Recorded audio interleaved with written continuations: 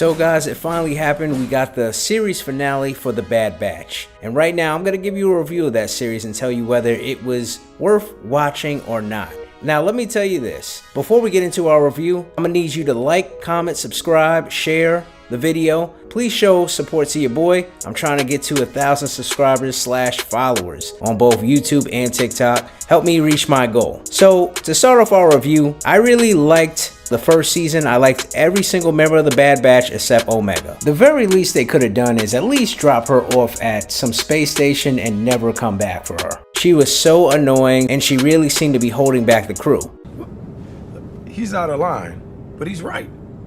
But there was a purpose to it, and that purpose was to teach the Bad Batch a lesson outside of being really tough team, arguably the best clone team in the business with their exceptional skills. Hunter, Tech, Crosshair, Wrecker, and Echo all needed to learn how to be more human, how to be more than a unit, how to become a family. A young kid like Omega there really helped them to reach those new heights and take them to the next level. Now, on their own and as a unit, they were pretty much untouchable as a clone team. But Hunter, he really turned into like Omega's dad, and he was basically your all-arounder. He had great senses, he could handle guns, knives, everything. He was pretty much your all-arounder. The only thing he didn't do was tech stuff. And that really was Tech's job. He was the computer guy. He was a smart, computer-savvy person in the room. Tech had an extremely small character arc, and he learned what it means to look at things outside of just computer and statistical or tactical problems.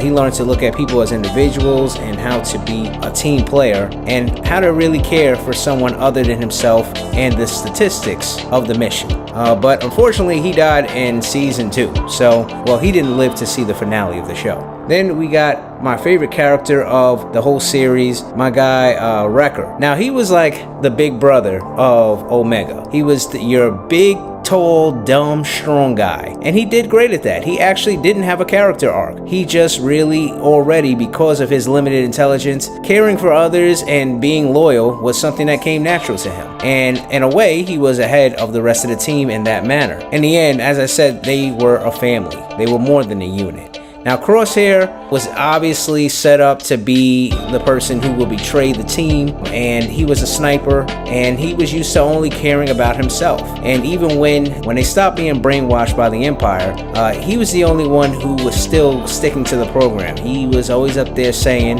"Good soldiers follow orders."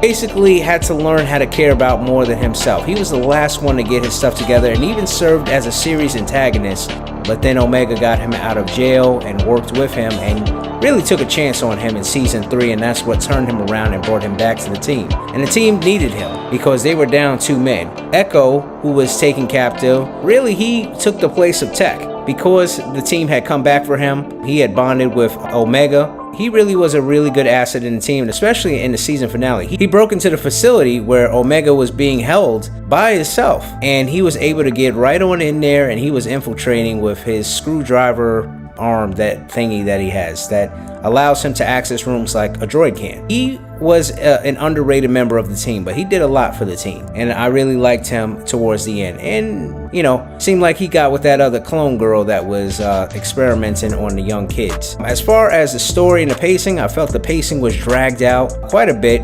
I felt like this series could have been over technically in 2 seasons, and you saw what they were going for with this. Again, by the end, Omega did grow up on me. I'm not gonna lie, in that first season, I really did not like her. But Omega, she did learn some tactical things.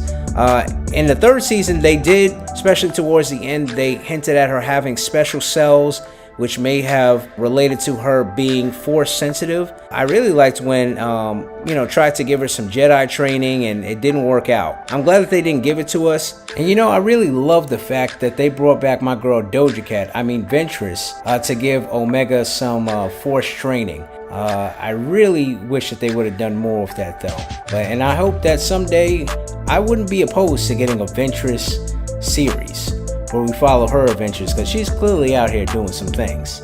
But then at the very end, we saw her as a grown-up person, and I guess because she lived in safety for the remaining years until she became an adult, she really didn't take anything further with her training. She just wanted to become a pilot and join the Resistance, which, you know, I looked at her outfit and I didn't see any form of lightsaber, so I thought that at least somebody could have came and trained her or showed her something about the Force. They really didn't elaborate on what she really became, other than, you know, leaving her father figures, the Bad Batch, Hunter specifically, to join the Resistance and be a pilot and fight against the Empire. Really hope that they go further with that. It was kind of an open-ended ending, especially, you know, that they are leaving it open so that they could do more. You see at the end of the series, she gets on a plane, but right before she does, Hunter's like, "You can always count on us. We'll be there if you need us." Maybe they might be in another series. I don't know what to expect from, you know, any future series, but it would be nice to catch up with the Bad Batch and Omega